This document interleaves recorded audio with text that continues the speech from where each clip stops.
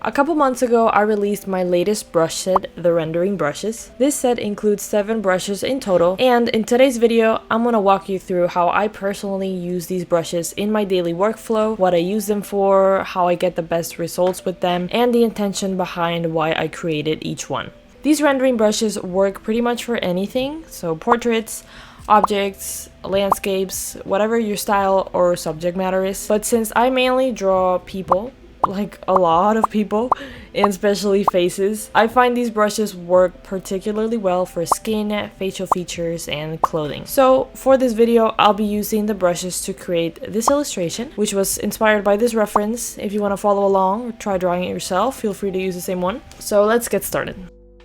This brush set comes with 7 brushes in total. There's 2 blending brushes, a smooth and textured one, 2 base color brushes, which I typically use these for laying down the main base colors, 3 rendering and detailed brushes. These are my go-tos for most of the rendering and the final detailing work. As you can tell, they all serve a specific purpose I had in mind when creating them, and I find myself not needing any other brushes when doing most of my illustrations and commissions. So let's get a closer look at them.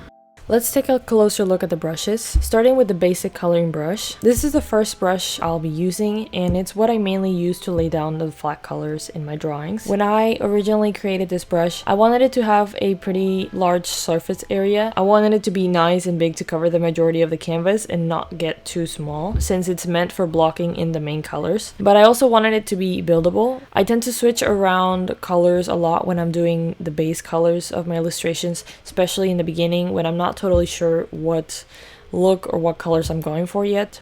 This brush, like all the brushes in this set, have pressure sensitivity, so if you paint lightly, it comes out lightly and more transparent and soft. But if you press down harder with your Apple Pencil, you'll get darker, more color in your strokes. You can see me here mixing some skin tones. This is how I usually build up skin color in my art. I like to select different tones and layer them slowly to create the look I want with more color variation.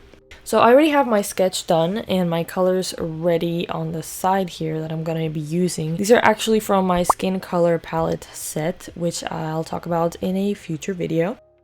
And having them pre-selected really helps me simplify the process, so I don't have to overthink it or guess which tones I want to use. I just grab it and start my drawing. So right now I'm building up the planes of the face and figuring out where the main shadows and the light area is going to be. I'm keeping it simple, keeping it loose, since this is the very first step of the illustration. You'll see me slowly adding in different shades for the skin, the eyes. Next, I'm switching to the round shading brush. This is your classic round brush that everyone loves, but I've modified it a bit to give it better opacity sensitivity, so it layers well, just like I like. This one gets a little smaller than the basic coloring brush, which makes sense since this is the point in my process where I start to focus more on refining those base colors. This brush also responds to pressure in terms of thickness, so the more you press, the thicker the stroke gets. The lighter your pressure, the thinner it gets. I personally prefer that over having a basic round brush that stays the same thickness the whole time, so this just gives me more flexibility while I paint. And since I'm going to use this for skin as well, you can see me here building up those different shades for what I would typically do for skin and kind of using a light touch to build up those colors. And that's just what I do best with these brushes. So I'm back on the drawing here, and I'm using the round brush to start refining some of the smaller areas, adding in color to the eyeballs, building up the tones in the lips, and placing more defined shadows around the eye sockets and below the chin. Now I'm switching to the next brush, which is the Blendy Blend brush, my beloved. This brush actually was originally created for my sketch brush set, and it's become my go-to for blending. Actually, I made this brush kind of by accident. I was working on textures for that set and came up with this brush before it was fully finished. I tested it out and I realized it worked perfectly for blending. If you've ever drawn with pencils and graphite and used a blending stump, you'll know the feel I'm talking about. It mimics that really nicely. And you can see here how I blend these two different colors. It blends them in without over mixing them together, without making them look muddy, even though these are two very different colors. And you can see me here blending in some skin tones as well.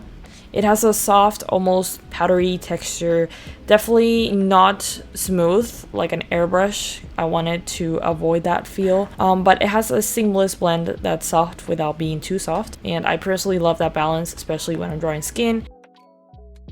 So right now I'm softly blending the skin tones I laid down, just smoothing things out. Again, not over blending things. I want to still keep some harsh edges and soft edges. And then I'm going to go back with the round shading brush to add more color variation, building up depth, layering tones, refining forms, and using the brush for laying the main block of the hair. Next up is the render buildup brush.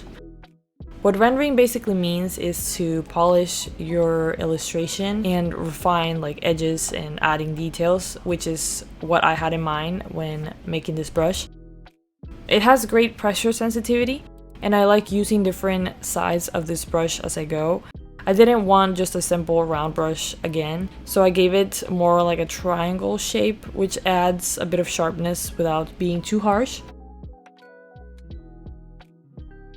Here you can see me using it to build up some colors. I don't really use it for the final tiny details, but it's my go-to when I'm moving past the base coloring phase and starting to render the form. Usually I'll layer in the colors lightly, either at a lower opacity or just using lighter pressure, and then color pick the in-between colors to build that up. When I'm starting my rendering process, I like to do this on a new layer on top of my base colors and my sketch.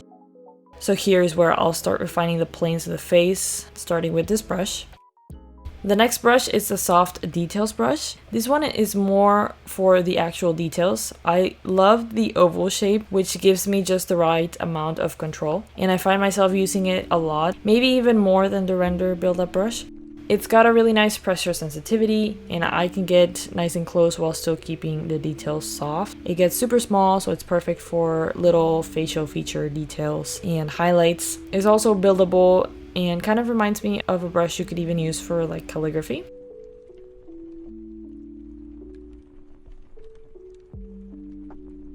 So right here I'm back on her face, and I'm starting to define her face a bit better. So the side of her nose and adding in some smaller highlights in the planes of her face. And I'll go back and forth between this brush and the render buildup brush. So I never really use one brush and then move on to the next. I like to switch back and forth depending on what I need in the moment. Each brush has its purpose and I use them for different steps, but I'm definitely layering them throughout my process. For this part, I like using both brushes to lay down the main lighting and the structure of the face. For our next brush, we have the texture Blendy brush. This brush is actually a variation of the Blendy Blend brush that I made. I love that brush so much that I wanted another option with a bit more texture. I don't normally use this one to color with, but you can see here that it has this textury cloud-like feeling, and that's exactly what I wanted to create. When I blend, it gives a bit more texture than the original Blendy Blend brush, but not so much that it becomes distracting. Since I mainly draw portraits, I didn't want too much texture on the face. But when I blend two different colors here, you'll see that as I press down, the texture really starts to show. If I keep blending over and over, the texture will start to fade, but if I just blend once or twice and apply a little pressure with my Apple pencil, you'll really see that texture come through. And here I'm also blending in some skin tones, and if I just blend it once or twice, you'll really see that texture come through, and if I drag it across as well, you'll really see that texture right there. In my drawing here, I'm using the texture Blendy brush to smooth out some areas on her face where I want some softer transitions. I make sure not to overblend everything, that way the face will still keep its structure and some sharper outlines. Then I go back in with my soft details brush to refine some of the facial features, and I'm constantly switching between these two at this stage. So I'm laying down color and refining some details with the soft details brush, and then I'm softening with the texture blending brush so it all melts nicely into the skin and with the rest of the illustration. Next up is a sharp details brush. I made this one as an alternative to the soft details brush because I wanted to have another option. Sometimes you just need something that has a bit more of an edge. So this one gives me more sharper and defined strokes, which is super helpful for those crisp little details. It also has this really nice flow when you use it. It kind of creates a natural spiral when you draw with it, which I love. This brush actually has the most pressure sensitivity of all the brushes in the set. The more you press, the thicker this line gets, and if you draw really lightly, the line becomes really super thin. It's really responsive, and that's what makes it really versatile. It's also buildable, which I love, and it gets really small, like smaller than any of the other brushes, which I usually use this brush for those extra tiny final details. Since I mentioned the spirals, here's a mini tutorial on how I would use this brush to draw curly hair. So I just draw the spiral shape, then add a darker color along the edges, and then use a lighter color in the center of the curl, and then just use the blending brush to kind of softly blend those colors together, and you can see it already looks like a curl. And that's why I really like this brush for details. It's sharp and it's flexible. So I'm back on the drawing now, and I've started refining all the edges. Right here I'm using the sharp details brush to define areas like the lips, basically anywhere that has a sharper transition on the face. And this brush is perfect for those final touches. I love zooming in and using it to really define those tinier details on the face. And I usually go back and forth between this brush and the soft details brush, depending on what the area needs, either sharp or soft. Now I'm adding in that really sharp lighting coming onto the side of her face. I'm doing this on a separate layer so I can control it better. And then I use the texture blending brush to smooth out and blend it into the skin so it's not too harsh. When I'm rendering, I usually like to work on a few different layers. That way I can try things out without committing to one look too early. Also, if you guys want a more in-depth tutorial on how I render skin or how I just render my drawings in general, let me know in the comments. I'd love to make a separate video on that. Now I'm adding in the final highlights to her eyes. This is probably my favorite part of the process. I really get lost in the process and I zone in. It just relaxes me. I love adding those tiny details and finishing touches, especially the highlights. I feel like when you add really bright and small highlights to the higher points of the face, it really gives it a nice smooth glass-like effect to the skin. You can get the rendering brushes on their own or as a part of my rendering bundle kit. The bundle comes with this brush set and skin color palettes that I mentioned earlier, as well as some guides and tutorials that show you how to use everything together. It also includes a in-depth tutorial on how I render skin, which I think you'll find super helpful. You can find links for both of these in the description below.